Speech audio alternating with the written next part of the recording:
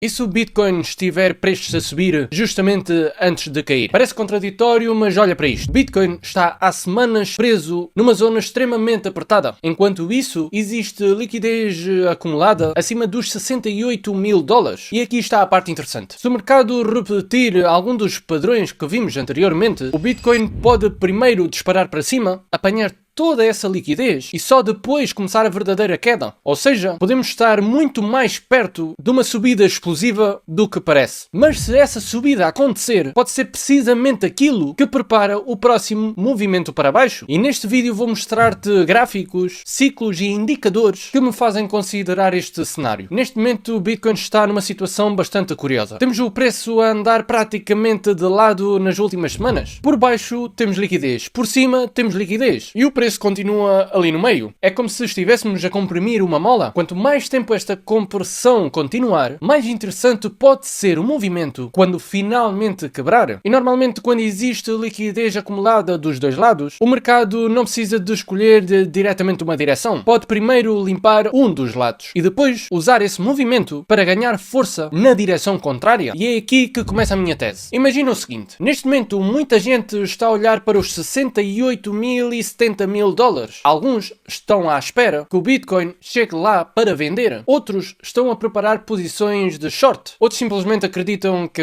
essa zona vai ser o topo. Agora imagina que o Bitcoin chega aos 70 mil. Depois passa para 72. Depois 74. E talvez até a 76 mil. O que é que acontece? O sentimento muda. As pessoas que estavam pessimistas começam a pensar: espera, se calhar o fundo já aconteceu. Começam a entrar compradores, os shorts começam a ser liquidados, o preço acelera e de repente toda a gente volta a ficar bullish. E é precisamente aí que uma armadilha do mercado pode tornar-se extremamente eficaz. Porque o mercado não precisa de destruir os investidores quando eles estão pessimistas. Às vezes é muito mais fácil destruí-los quando já começaram a estar otimistas. Este padrão já apareceu antes. Agora, isto não significa que o Bitcoin vai fazer precisamente isto, mas existe um padrão que vale a pena observar. Nas capitulações anteriores deste mercado, vimos várias vezes estruturas semelhantes. Acumulação de liquidez, manipulação, distribuição e movimento brusco. E tivemos exemplos durante diferentes fases deste mercado. O que me interessa agora é que a estrutura atual ainda pode não estar completa. Desde os mínimos na zona de 57, 58 mil dólares, passaram perto de 36 dias. E quando comparo esse período com estruturas anteriores, há uma coisa que me chama a atenção. Parece faltar aquele movimento de manipulação na parte superior. Ou seja, aquela subida que muda completamente o sentimento do mercado. A subida que faz toda a gente pensar: agora sim, voltamos ao bull market. E depois, o mercado faz exatamente o contrário. Agora existe um argumento que é bastante forte contra essa ideia. É agosto. E historicamente, agosto pode ser um período bastante aborrecido para o Bitcoin. Pouco movimento, pouca volatilidade, mercado lateral. E isso poderia significar que o Bitcoin simplesmente continua aqui durante semanas. Mas há uma coisa importante. Se a tese de fundo for que ainda vamos ver novos mínimos, eu não acho que seja necessário que o Bitcoin caia diretamente daqui. Na realidade, considero perfeitamente possível que exista primeiro um movimento para cima, porque se toda a gente estiver à espera de uma queda, uma subida é precisamente aquilo que as pessoas não estão à espera de ver. Agora vamos falar daquela zona, 68 mil a 70 mil dólares. Esta região é interessante porque existe liquidez acumulada por cima, e quando tens muita liquidez num determinado nível, o mercado pode ter razões para ir lá. Não estou a dizer que o Bitcoin tenha de ir sim ou sim até os 70 mil, estou a dizer que é uma zona que eu não poderia ignorar. E existe uma diferença enorme entre estes dois cenários. Bitcoin cai diretamente daqui, ou Bitcoin sobe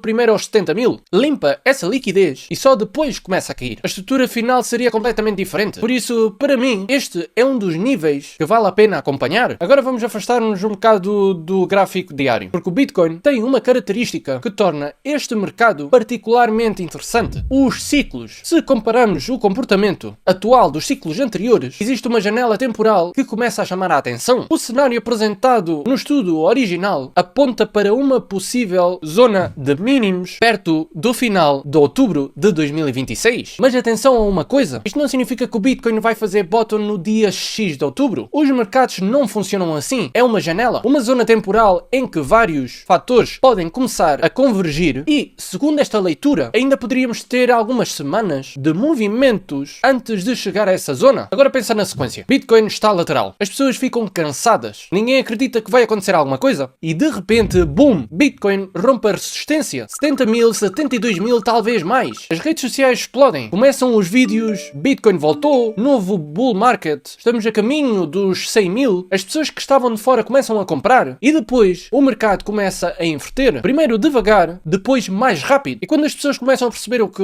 está a acontecer, já estão presas. É por isso que acho que uma subida antes da queda seria tão interessante. Não seria apenas uma subida, seria basicamente uma mudança de sentimento. Se eu juntar tudo o que vimos até agora, o cenário que considero mais interessante é este. Primeiro, o Bitcoin continua a consolidar. Depois, temos um movimento para cima. O preço aproxima-se dos 68 mil e 70 mil dólares. Talvez vá ainda mais longe. Essa subida muda o sentimento do mercado. As pessoas começam novamente a acreditar que o fundo já passou e depois começa a verdadeira queda. Agora, pode acontecer exatamente assim? Sim. Pode acontecer de maneira completamente diferente também. E é aqui que tens de perceber uma coisa. Uma análise não é uma previsão de futuro. É uma forma de trabalhar com probabilidades. Agora vem a parte que provavelmente mais interessa a quem está a pensar em comprar Bitcoin. Se houver outra queda, até onde? Um dos níveis interessantes é o chamado preço realizado. Simplificando bastante, podemos pensar nele como uma referência ao preço médio a que os Bitcoins na rede foram adquiridos. Historicamente, quando o Bitcoin entra abaixo desta referência em determinadas fases do ciclo, podemos começar a aproximar-nos de zonas de capitulação. No estudo que estamos a analisar, esse nível está próximo dos 53 mil dólares. E atenção, não estou a dizer que o Bitcoin vai para os 53 mil. Estou a dizer que se tivermos uma nova capitulação e o preço começar a aproximar-se dessa região, eu pessoalmente estaria muito mais atento. Porque é exatamente nestes momentos que começam a aparecer